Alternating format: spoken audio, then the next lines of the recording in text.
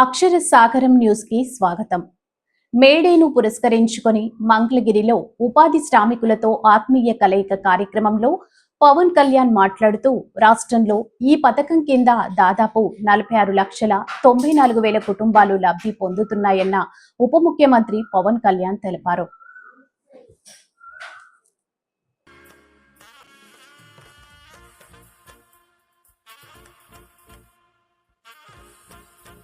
కార్యక్రమానికి welcome address అందించాం.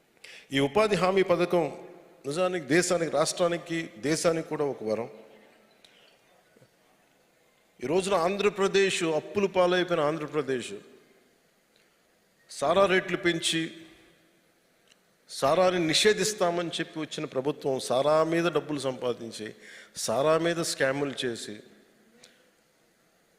వాళ్ళ సారోల మీద, సారా తాగిన వాళ్ళ సారోల మీద డబ్బులు సంపాదించి 3,200 కోట్లు ఇప్పటికీ తేలిన లెక్క.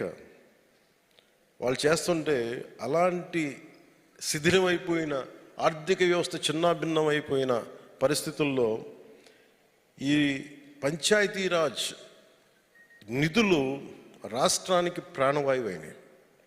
నిజంగా అది ఆక్సిజన్ అయిపోయింది మనందరికీ. ఈరోజు దాంట్లో మనకి జాతీయ ఉపాధి హామీ పథకం ఈ రాష్ట్ర అభివృద్ధికి వెన్నెముక అయిపోయింది.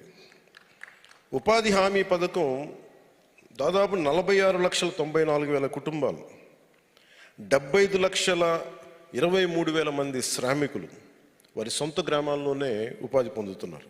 పోయిన ఆర్థిక సంవత్సరంలో 24,23 లక్షల పని దినాలు కల్పించాం. 5,10,000 కుటుంబాలకి 100 రోజుల పని కల్పించాం. గత ఆర్థిక సంవత్సరంలో ఈ పథకం కింద 10,669 కోట్ల రూపాయలని ఖర్చు చేశాం. అందులో 6,194 కోట్ల రూపాయలు కేవలం వేతనాలకి.